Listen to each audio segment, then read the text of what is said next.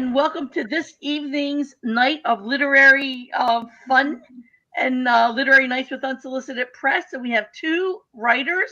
Remember, this is the year of the woman, so all of our writers this year are newly published or recently published women authors from Unsolicited Press.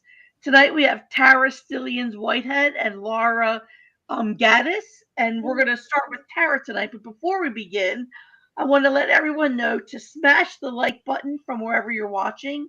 Also, I would like to let everyone know that if you have comments, we can actually see those comments and answer them in real time. And following the readings, we have a very short Q&A. So if you want to make a comment or ask a question, put it in the comments from wherever you're watching. So welcome. Thank you so much, Tara and Laura, for joining us this evening. I think we have two fiction writers tonight, although like many writers, these ladies are probably multi-genre writers. So we're going to start with Tara. Can you tell us a little bit about what you're going to read this evening? And let's hear your work.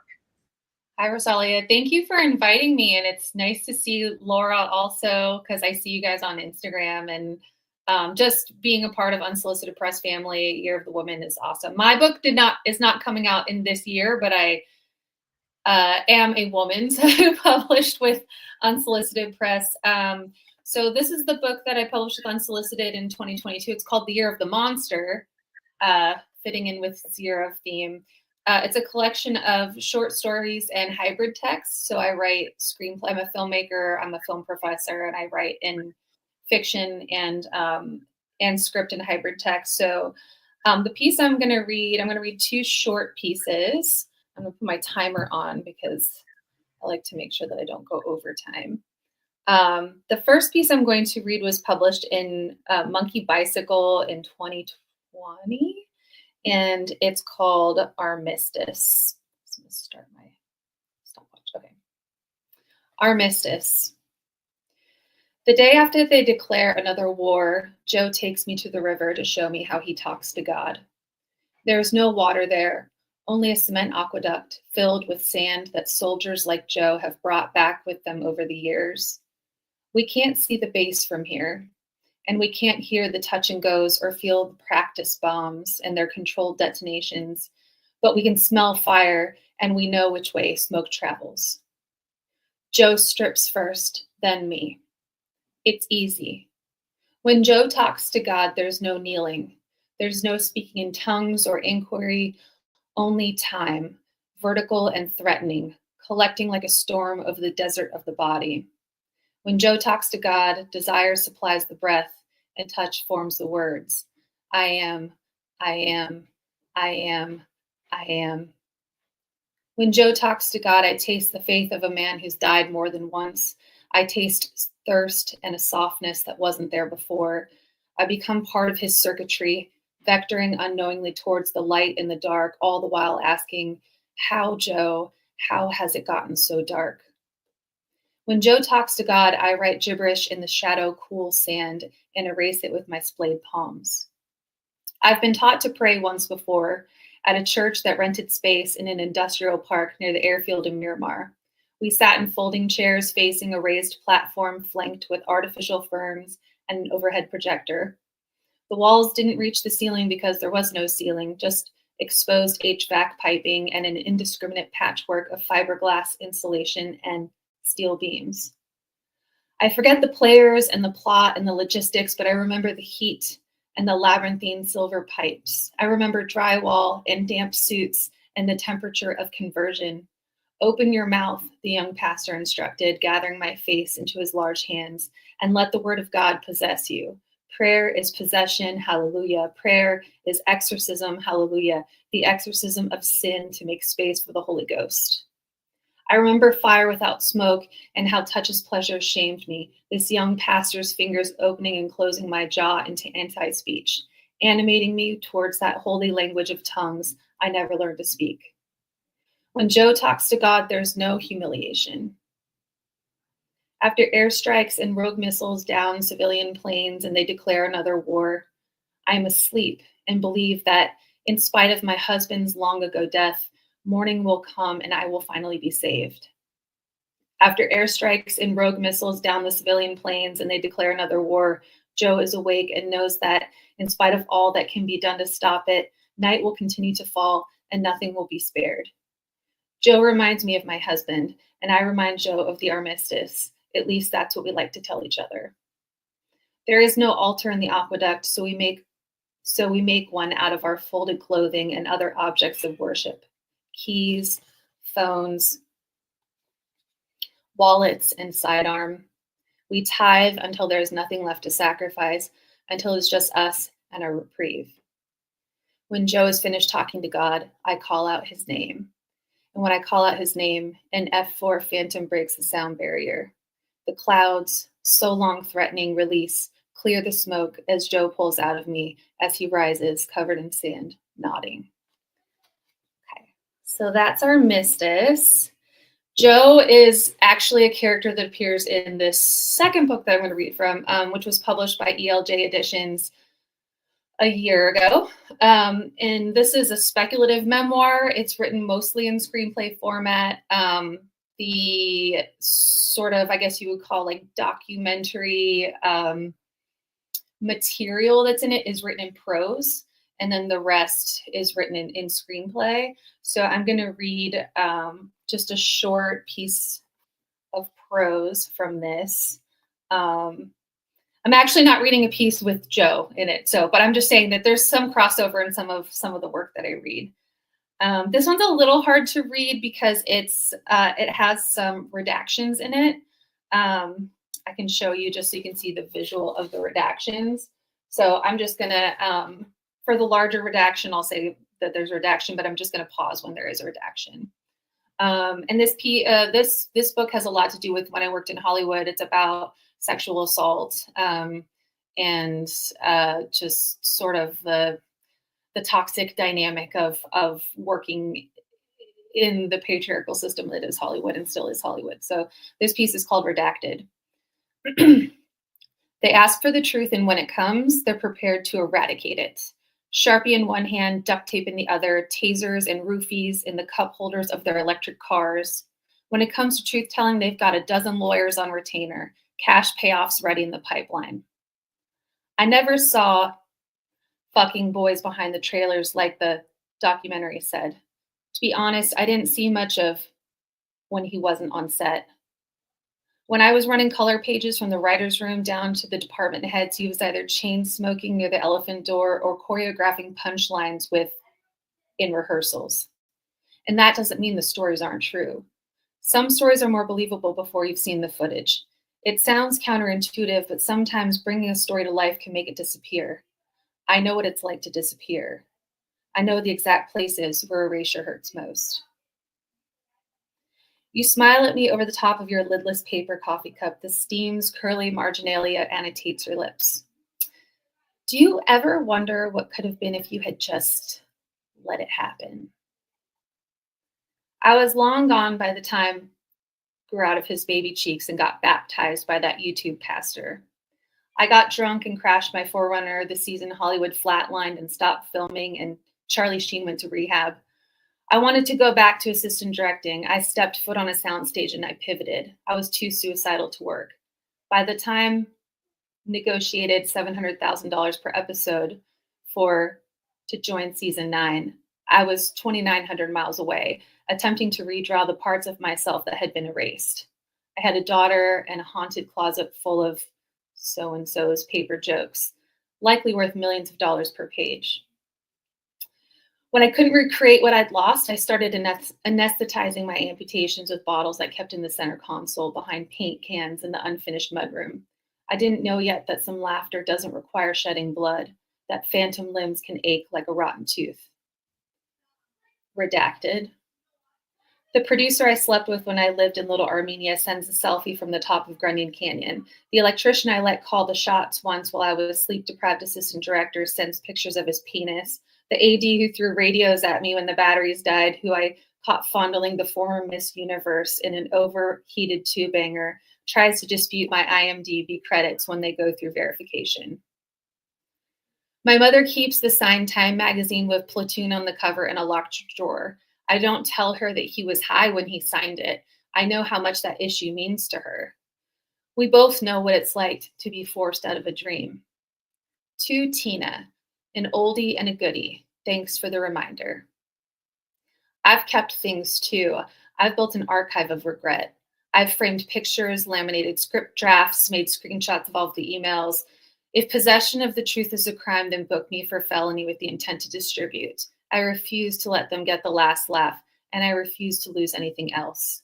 I lost a child before it became a child. I lost a mother before I became a woman, and I lost a childhood before I became a mother. I'll never stop missing what has been taken from me. Redacted. Do you know how many times a day Eddie touched my thigh in Video Village? How much porn Lee bought and delivered to the EP on the daily? How often did Chuck laugh at the women trembling before the casting couch?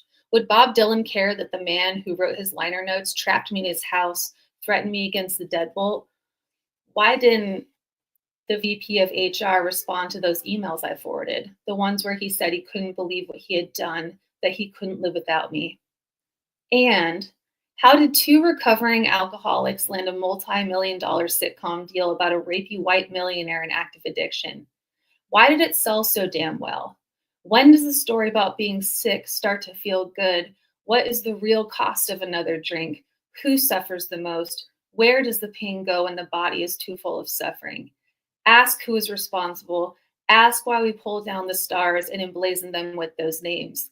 Ask how to hold evil accountable, at whose expense we let it entertain us, and ask for the exact cost of a laugh. The answer is rampant, unpoliced complicity. Chuck is in black jeans, seated in a coffin-shaped Parnian. A sick and bloodless LA sky pulses through the window behind him in his executive office on the 7th floor of the Burbank building. The Stratocaster he shreds when he is done berating the show's writers for weak tags and soggy cold opens is plugged in and humming. Every time I see it, I think about him dropping out of college and working his way up from nothing through the back door of animation, writing and recording theme songs for popular cartoons. How does a child's laughter turn into bloodlust? I tell Chuck what happened. I omit nothing. I show him the text messages and the emails, explain the money and the touch. I tell him about the door, the anvil of Eddie's body against me, the deadbolt, the debilitating fear. And after a long silence, Chuck gets up. I'm not even redacting anymore. I'm just putting names in there.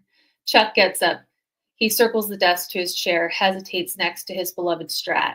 He sits down and sighs, folds his small hands into a lazy kind of prayer.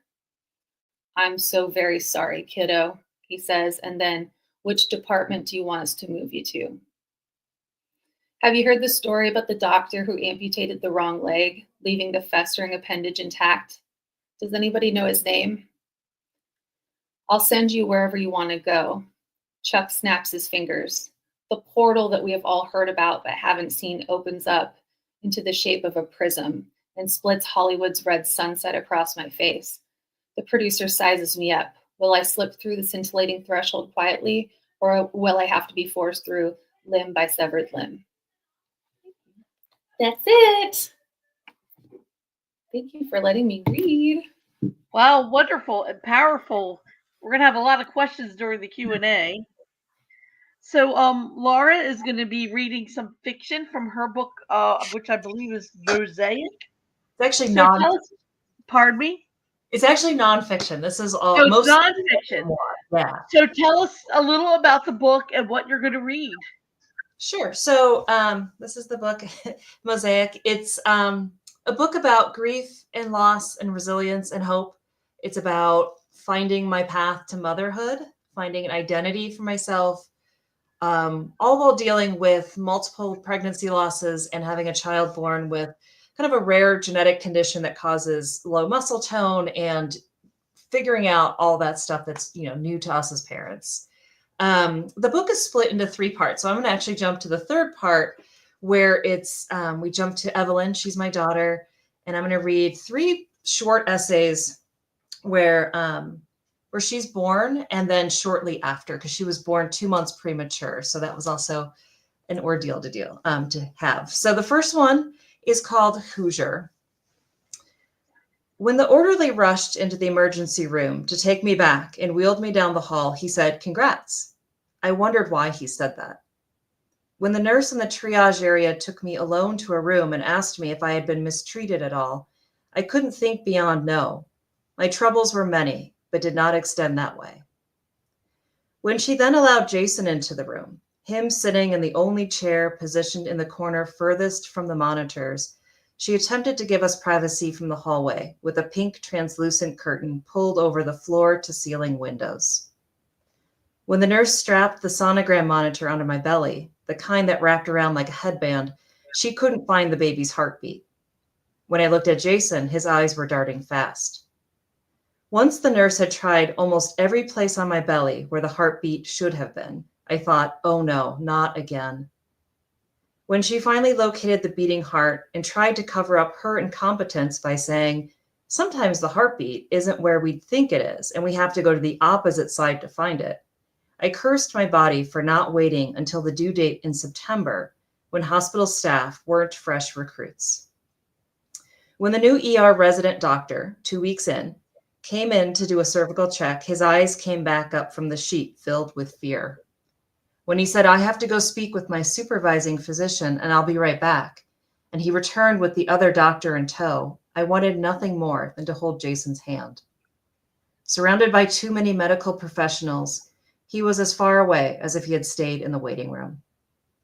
When they told me they would try and keep her inside me as long as possible to give her lungs a chance to mature, I agreed to the 2 steroid shots.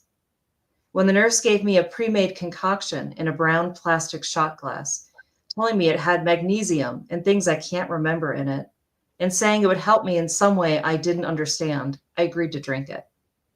When she also noted that it would taste rancid and salty, I held my breath and downed the foul liquid.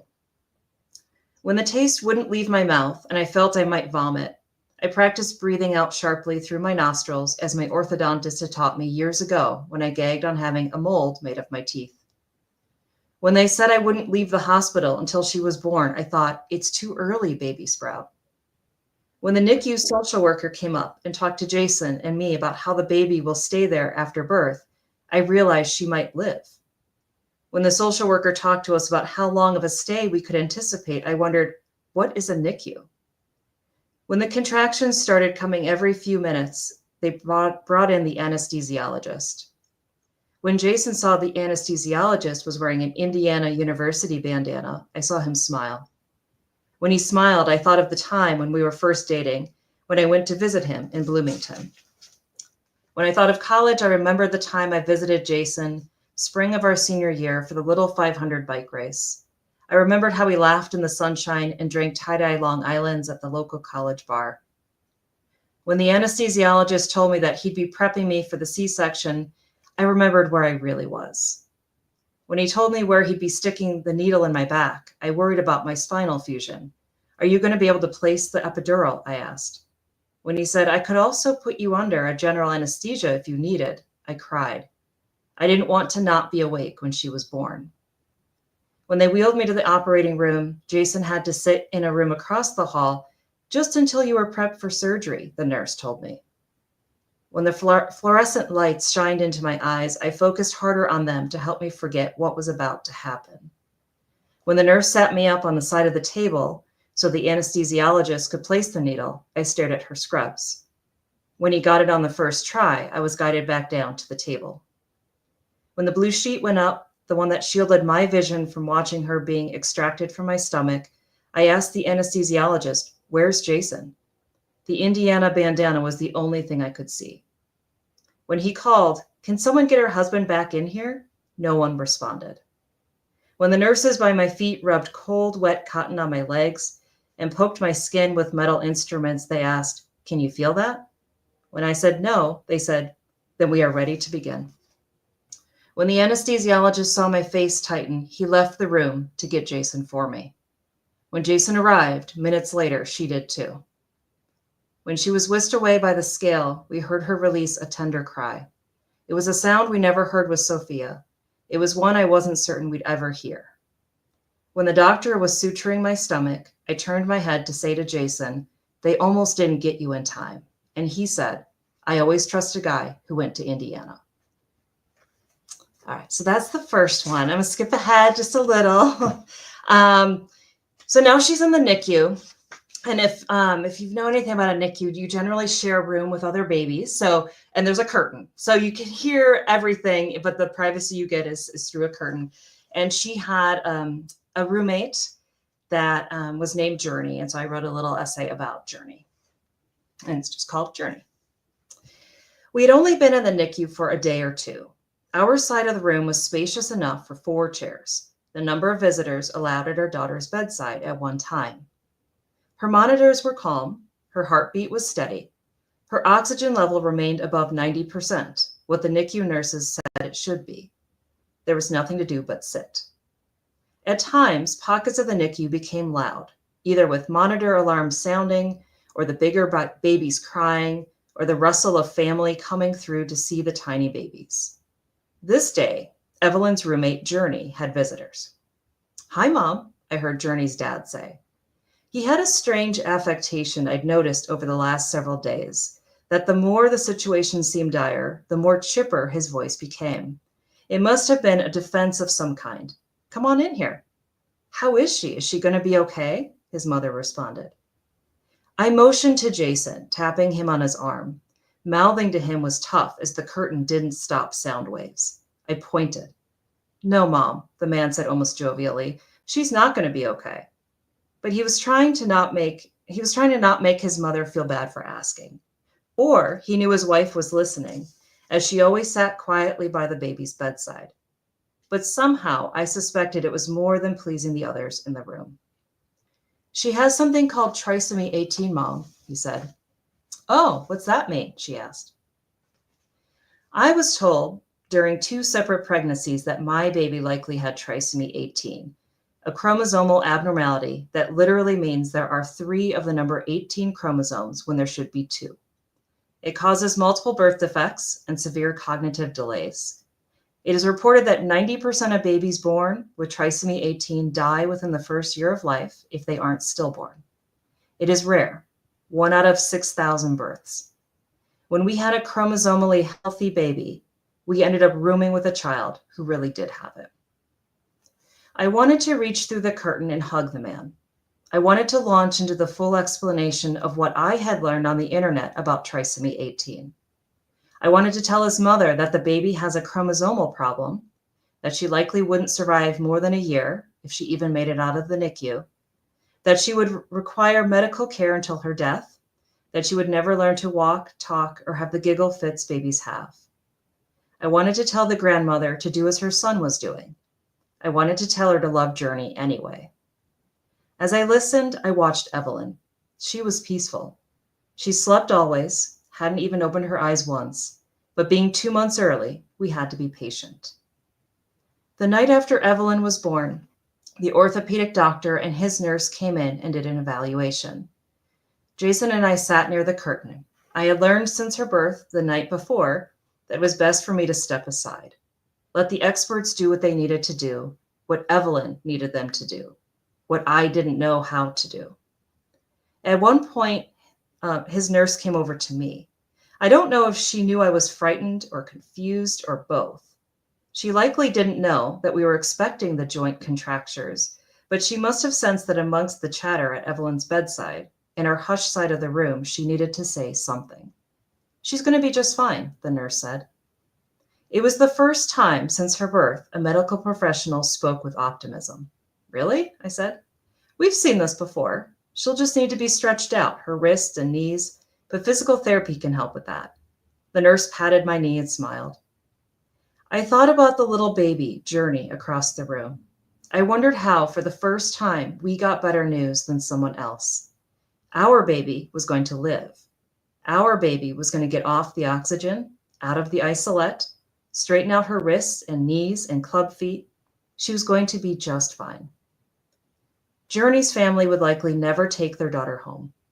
They would have to leave her behind, her lifeless body, one so tiny and fragile that it just couldn't handle the strain of maintaining a breath or a heartbeat. I saw every day how her mother and father were watching their child slowly die. I imagined them walking out of the hospital empty-handed, just as Jason and I had done 4 years earlier. I imagined the hopelessness they might feel, just as I had.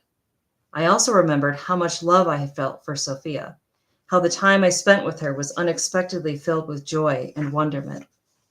It wasn't until she stopped breathing that the sorrow came in. I hope they also felt immense love and admiration for a human so small. As I watched the orthopedic doctor measure Evelyn's feet, I wished that her family, too, would someday be told that everything would be just fine. And then I have one more really short one. It's just a page and a half, but now still in the NICU. And it's the first time, like there's a lot of alarms and things. And it was the first time Evelyn's alarms went off, which is quite frightening. So it's called Alarms. The first time Evelyn's oxygen monitor sounded, I jumped in my chair. Jason had been next to mine, checking his phone between chatting with me. At times, he pulled out his tablet and worked through some math that would be part of his postgraduate work. I said. I searched the room for the origin of the tone. It had never been this loud. Yeah, Jason responded. Should we get someone? The sound pierced the air. Surely it had also penetrated the curtains that surrounded each baby. Do you think a nurse is going to come? I asked. I surveyed our half of the room. I pushed aside the curtain that faced the hall and peered outside. Where is someone? I asked Jason. Jason rose. His eyes paced. I'll be right there. A nurse poked her head through the curtain. She was on Journey's side. She seemed less panicked than I felt. I wanted that to make me feel better. When she came over, she skillfully pushed at the buttons. The searing scream stopped. Evelyn was still sleeping. There, she said. She turned. Was that your first event? Yeah, I think so, I said. Jason had sat back down. We held hands. Yeah, this happens all the time around here. Sometimes babies born this small forget to breathe. They stop, their oxygen level drops, and their monitor goes off. Most times they remember to breathe again on their own and everything is fine. I thought again to Journey, to how our baby just forgot to breathe. How for Journey, it wasn't a matter of just remembering to unclench her fists, to make her heart work right, to correct her erroneous chromosomes. All set. Let me know if y'all need anything else, the nurse said. Her teeth gleamed through her smile. I wanted to usurp some of her optimism. I wanted to be chipper and nonchalant about these events, but all I could do was remember to breathe.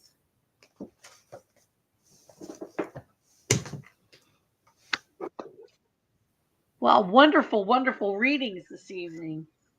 I really appreciate you sharing, both of you sharing such deeply profound work.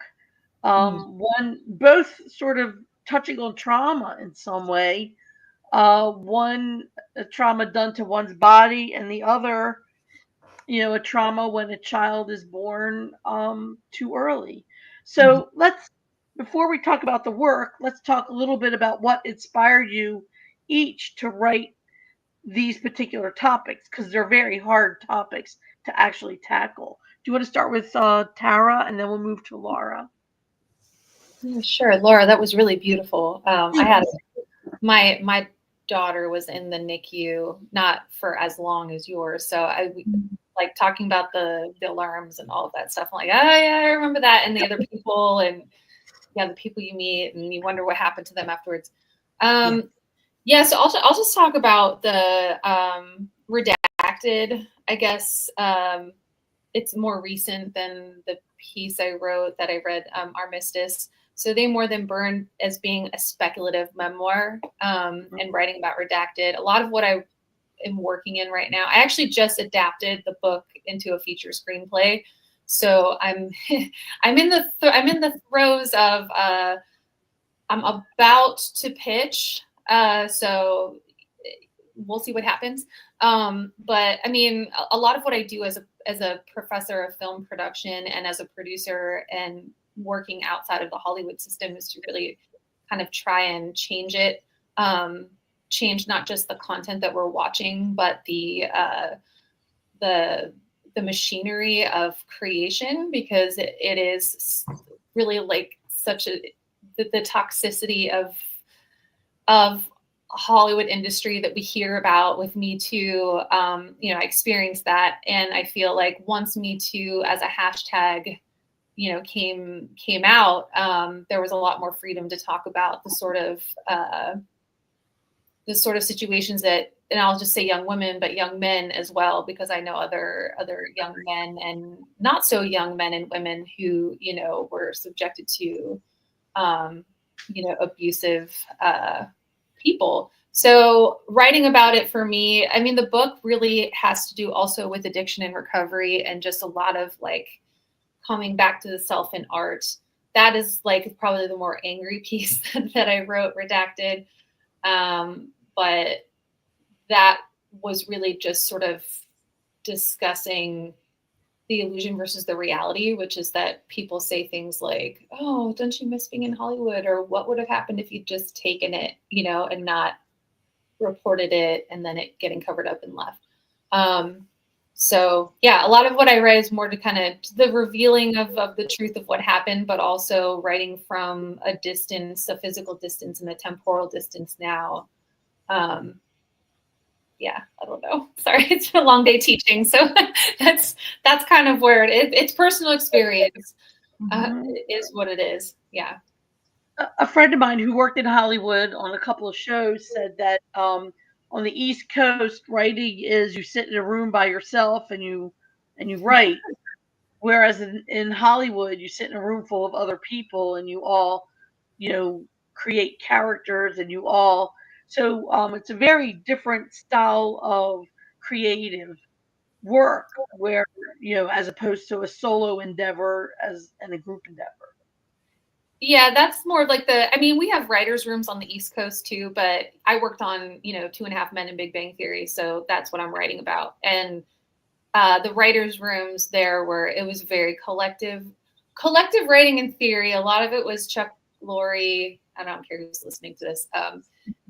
He was the be all end all say all of anything. So I would say with 2.5 Men specifically, it was very micromanaged and it was very much like a culture of fear, not just for people like me, but even the other executive producers and whatnot. So, but yeah, there's the East Coast industry is a lot different than the West Coast, but it gets so decentralized now since COVID, and they're really trying to get work back in LA, but it's so much cheaper elsewhere. So that's kind of a benefit. This is so off topic, right? That's kind of a benefit of what happened with COVID is that, you don't have to work in that space to work at all.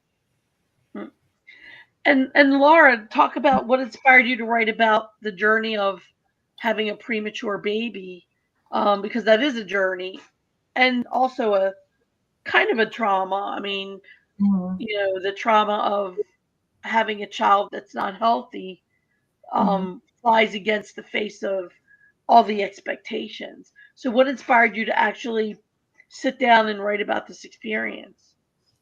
Yeah, I mean, I think so. The first half of the book, so a lot of it is about Evelyn and her premature birth and her condition. But then, so I wanted to document that. I think a lot of part of my brain is just documenting stuff, which is why I love memoir and writing essays. I had a blog for a long time. And so but when I started writing just Evelyn's story, I realized there was so much more. So in 2010, and I mentioned Sophia in this, Sophia was my first daughter who was born at 20 weeks. And she didn't live. And, but she also had what seemed to be the same condition that Evelyn had. So there's a lot of trauma, even just from the loss before. And then I had 2 more losses. And so I was labeled high risk. So by the time I got to Evelyn, I was just kind of white knuckling it. I feel like, especially dealing with a lot of anxiety, kind of an anxious person by nature. So that was hard.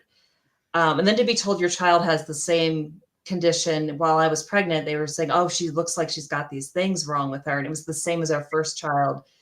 And I had to carry on with the pregnancy. And then she was born early. I felt like all of that was like, okay, I gotta write this whole thing. This is the story. And so for me, a lot of it is just documenting and then trying to like understand, and it's not always cathartic. People always ask if memoir writing is cathartic, and it's not like going to therapy, at least not for me, but it's it helps me process. And then when I share it, I actually really love sharing. People are like, oh, so like, how do you share that? It's so personal. And I love it because people connect with it. Like even Tara saying like, oh, I had a child in NICU. Like, I get that all the time where people are like, oh, I understand that. Or I've had this experience. And I think that is so valuable. And that's what I want to bring to people. So then that's why I decided like, I need to write this book because I have a lot to say and a lot to process. So that's kind of where I come from as a writer. Yeah, and it seems like a topic that not a lot of people really touch upon because it's sort of, it's not verboten, but people just don't want to visit that kind of loss, especially when a child, like when you're leaving the hospital empty-handed after all that hope of the child kind of in the isolate and stuff. Mm-hmm. So it takes a lot of courage to write both from about a premature child that's lost and also about a sexual assault on the job, which was, um, I want to say, apparently before the Me Too movement, it happened in many other industries in addition to the writing or creative industry. And the Me Too movement kind of gave people freedom, whether they were men or women, to talk about their experiences. But it's one thing to talk about it, it's another thing to write about it. And I will So, say, not to interrupt you, but I will say that just reminded me that specific writing about that actually came after Me Too and and the Year of the Monster. I think, yeah, the Year of the Monster was under contract with Unsolicited. And one of the producers that I worked with and I hadn't talked to since 2008. No. I worked on something with him. No, yeah, 2009.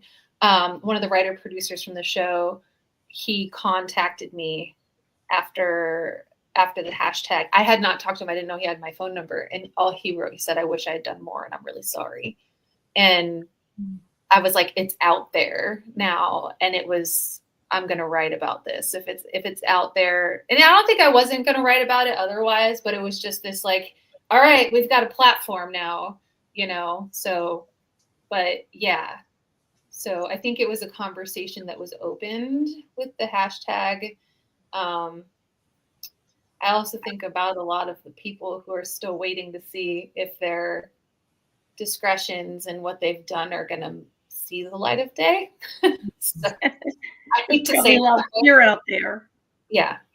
But people are blackballed for talking about it because I read the story of Brandon Fraser, who was blackballed and didn't work for a long time because he just happened to mention that he was molested. And you don't think of a grown man or a man in his 20s being molested, but apparently it's equal opportunity victims, kind of. Oh, yeah. I worked with the director recently. He's a Black man. And when we were sharing some of our stories from like the last 20 years, it was similar. I mean, like to be a Black man in Hollywood trying to make a name for yourself, it was like he was consistently groped, by producers and like, well, what you're going to have to do to get the job that you want to have to get, or that you want to get. And yeah, I actually have a piece in the collection from Unsolicited, The Year of the Monster. It's called The Man with a Knife. And then it's a braided essay about Roman Polanski's Chinatown. And, Roman Polanski was, he was convicted of raping a 13-year-old and he left the country so that he couldn't be sentenced. And he's been out of the US ever since then. But Chinatown has consistently been called like the best film, and it's specifically the best screenplay by Robert Townsend. It's this conflict of teaching that and keeping that canonized when you have this predator, but it's braided in with, with the Corey Feldman, Corey Haim talking about and confessing to Corey Feldman about how Charlie Sheen raped him. And I worked with Charlie Sheen. So there's a lot of like interactive stuff, but about young boys in Hollywood. So in that I write about from the male perspective or about the men, and then about rape culture in general, and just this idea that like Hollywood rape culture is somehow some kind of essence of the aesthetic of cinema, that it's permissible because of that. So yeah. Yeah, and rape culture is not limited to gender. It's all the way around, you know. But as I said, talking about it and writing about it are two different things.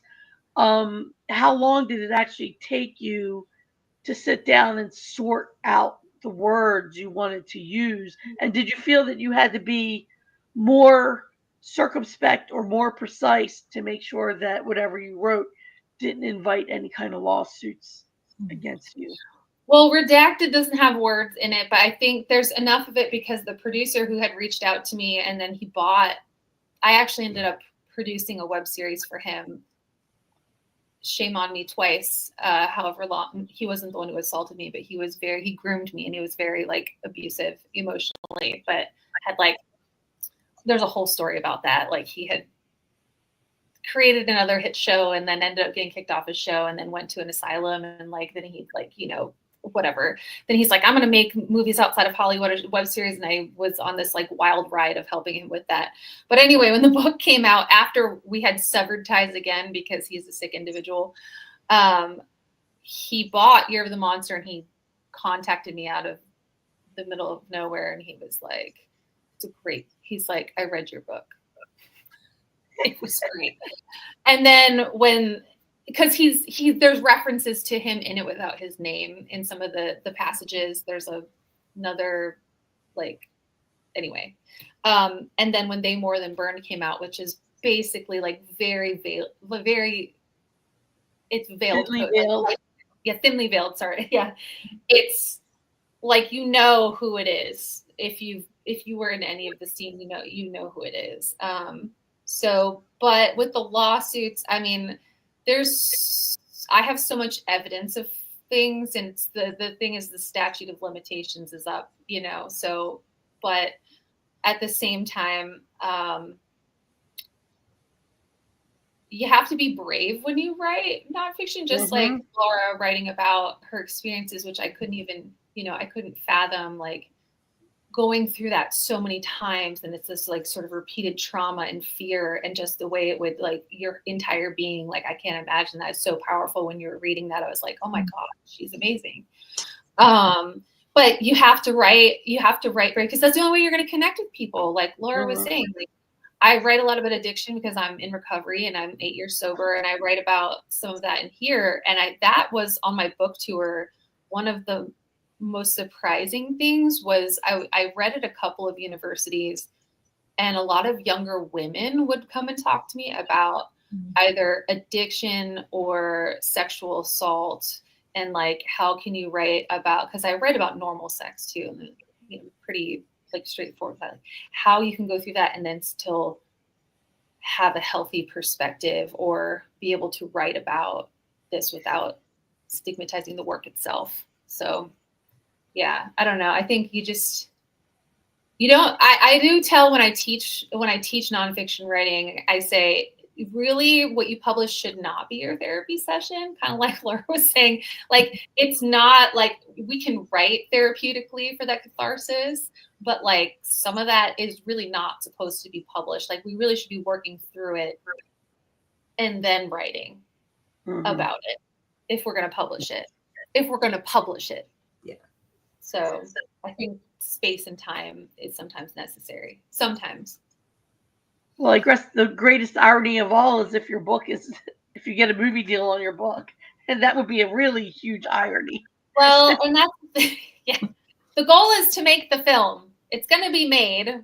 I have a producer who wants to make it for low budget locally, which would be great for the economy, like the local economy, but because it's so personal, it also deals with 9/11 and like a bunch of other stuff too. So, because it's very meta. The book is about making a film, but it's really a film about making a film. So that's what makes it the speculative memoir.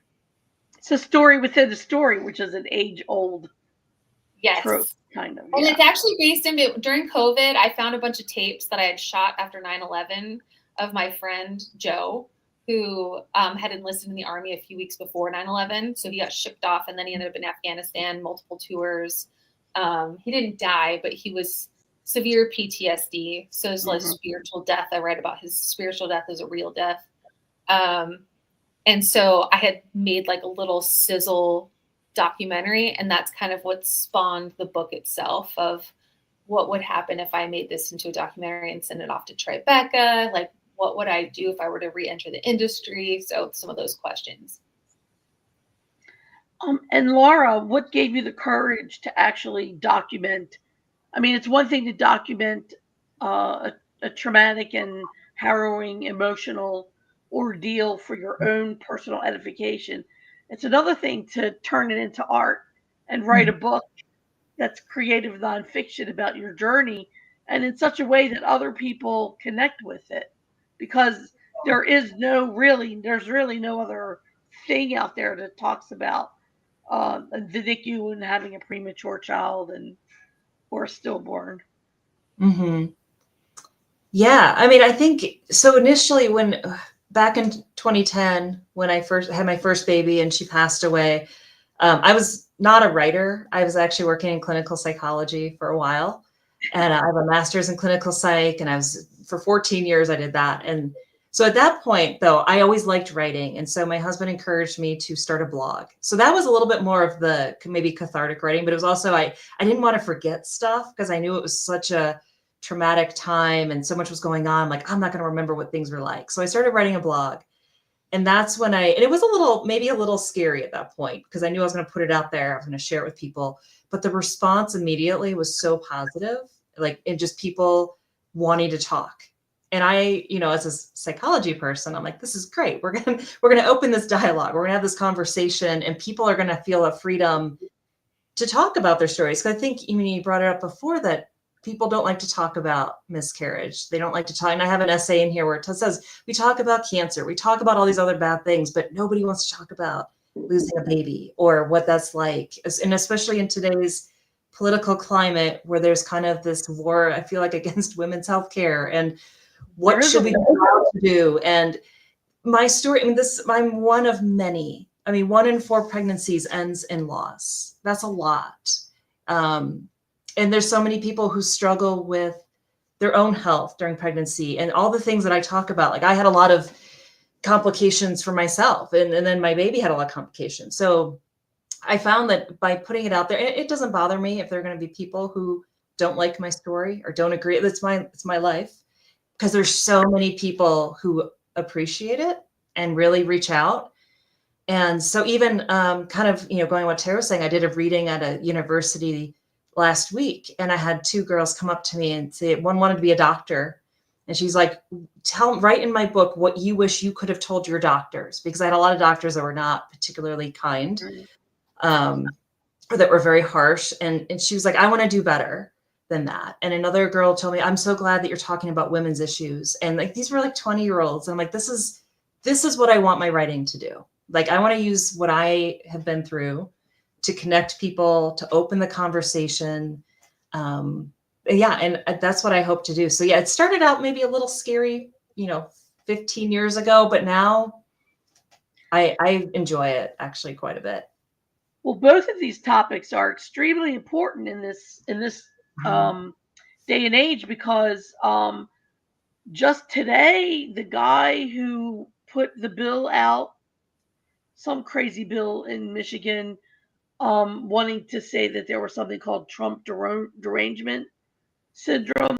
That same guy was actually arrested for soliciting a 13 or 14-year-old girl, and now in some of our states, people who have women who have miscarriages are being jailed for murder.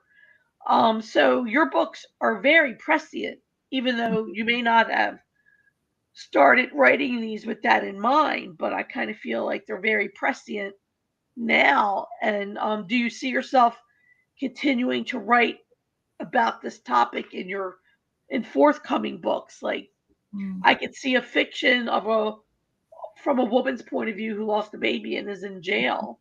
Like her crime is that she lost a baby.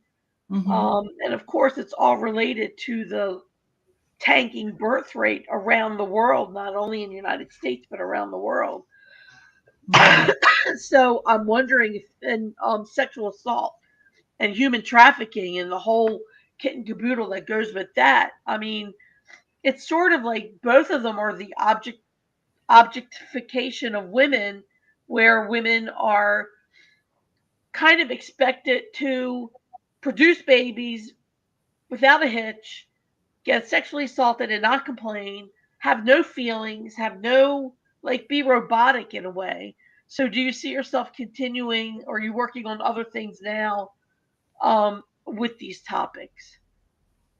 For me, I kind of, after I wrote Mosaic, I needed a little break from memoir, so I started writing historical fiction based on my grandmother. So I have a bunch of documentation. So it's still somewhat, about people. I love writing about people, but I kind of went the fiction route, which is what I'm working on now. But I do continue to write essays and pieces for websites and things about raising a child with disabilities, because there's also kind of this attack now on people with disabilities and the rights they're going to have. And, that makes me worried for my daughter and things. So I do continue to write those things. But I also kind of feel like especially with Mosaic, I feel like maybe I've said all I've come to say on that.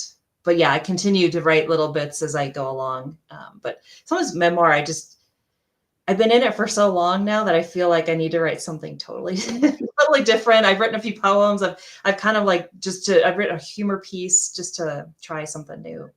Well, the pen is mightier than the sword. How about you, Tara? Are you going to wield your pen about sexual assault and, addiction and all those things that are especially important these days?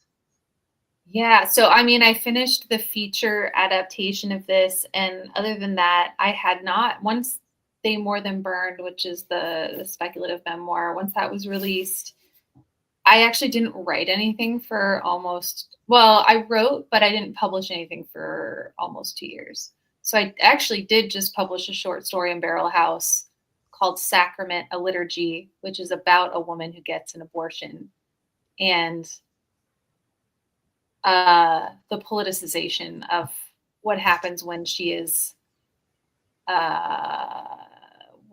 crashes her car and an ambulance gets her because she's hemorrhaging, which is actually my story.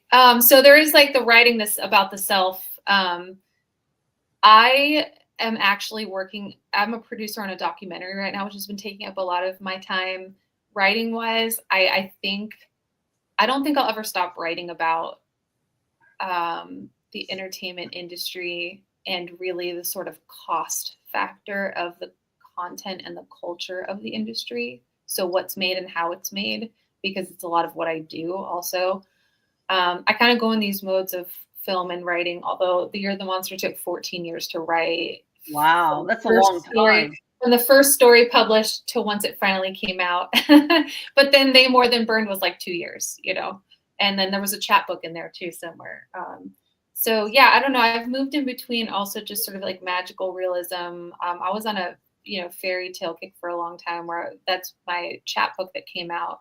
Blood Histories is like mother-daughter relationships, and a lot of it is a lot of feminism. I don't think I can really avoid talking about gender and gender equality and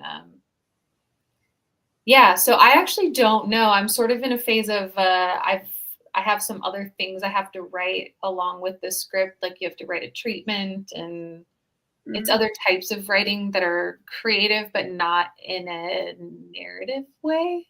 Which I actually I totally get it. What is the name of your story? I'm a fan of Barrel House, so I could look that story up. It was published in the online. There was an online issue in January 15th that was called. The theme was writing about celebrity musicians. So the protagonist ends up, when she's in the ambulance, her St. Peter is actually Jason Isbell, who's like my favorite musician, and he's also sober, and he has a song about St. Peter. So there's a lot of Easter eggs about his music, but he's in it. So yeah. Well, what's the title of your story again? It's called Sacrament, and then in parentheses, a liturgy, because it's also a religious commentary about abortion. Yes, and that sounds Has very some Catholic. loose humor in there too, weirdly, but you know. It Yeah. sounds very Catholic with sacrament and liturgy. As a non-practicing, fallen away Catholic, I recognize the language, the symbolism. I'm going to look up the Yeah. story. So it was nice Wow. to have that because I was like, oh my God, I can actually write something again. I was so burnt out after They More Than Burn, because They More Than Burn came out 6 months after. So ELJ pulled it up. It came out 6 months after The Year of the Monster. And The Year of the Monster was like under contract first. And my chat book came out first. Because you guys know with Unsolicited, you know, I think I had like a 2-year and 9-month contract with them. Yeah. So, but then after that was just like, I don't know if I'm going to be able to write. I was on a podcast and the guy kind of asked the question of like, you know, so are you going to keep, like, what are you going to do when the well goes dry? Like, if you can't write about your life anymore. And I'm like, I hadn't really thought about that, but okay. Because I do doubt the well will ever run dry. That's such a man. Was a man who asked that question? It was a man. Yeah. Well never runs dry. It never runs. It doesn't. Dry. And also, I have to say, The Year of the Monster, while it has some autobiographical, there's a lot of stories that have nothing to do with me. There's one called A General in the Tornado about a septuagenarian and his wife gets sucked up in a tornado. There's an eco horror story in there. There's, you know, there's the title story, The Year of the Monster, is about a woman and a black hole grows in her leg. It's after the almost end of the world and the sky prophecy. So like there's world building and like fiction in there too. I'd like to get back to stuff like that. Well, women writers are multitaskers because often we're parents and yes, you know, with 99% of the responsibility of raising children on all levels, including the men that we're married to. Yes. Which is why my husband is putting one child to bed and the sick one is waiting for me. So. Yeah, no, I totally get that. Well, ladies, we're at the end of our time. One last question, and you could go by turn. A lot of aspiring writers watch our stream. So what is one message that you want to tell aspiring writers of writing, of the writing practice or the craft of writing or the writing life? Something I guess I like to tell my students, because they often ask too, like how to get published, because it's not easy to get published. Even like pieces in literary journals or online, there's far more rejection than acceptances. But you have to just don't give up, right? You just keep writing. And if it's the wrong thing at the wrong place, then move on, try something else. Like I think before I got my book accepted with Unsolicited, they sent it to like 40 small presses and probably 50 to 60 agents. And I finally started getting some hits and I got one deal, right? So like you have to keep going. So that's what I always tell people. You keep writing, even if you don't think it's good, just write it and try and keep putting it out there. And Tara? Yeah, that's really good advice. That's good advice. I tell my students, most of whom are screenwriters right now. So I'll say this 2 ways. Write the book you want to read, make the film you want to see, and realize that you can't make the film that everyone wants to see or write the book that everyone wants to read. So, you know, like I know that my books are just not mainstream, you know, fodder, but they reach the people they need to reach. And so trusting that if you're writing the book you want to read or the film you want to see, that there is an audience out there. It's just find them, you know, like Laura found her audience, you know, through Unsolicited. So, and don't sacrifice what you really want to read, thinking that if you change things so that somebody else likes it and then it'll sell better or whatever. So it is about process. Yeah, both of you gave excellent advice. And are you going, Tara? Are you going to the AWP? I am not, and it's sad because I lived in LA and I had planned on going. I went to AWP 2 years in a row when my books came out. I am not, so sadly, I will not be there. Well, hopefully, we'll meet up in person one day. And Laura, I hope to meet up with you at the AWP. We're going to try, probably when I'm there, to find a place where we can host a literary night with Unsolicited Press Live. So I'm not sure how that's going to go, but I'm inspired. I'm always inspired by all the writers that we interview every other week. So thank you for joining us.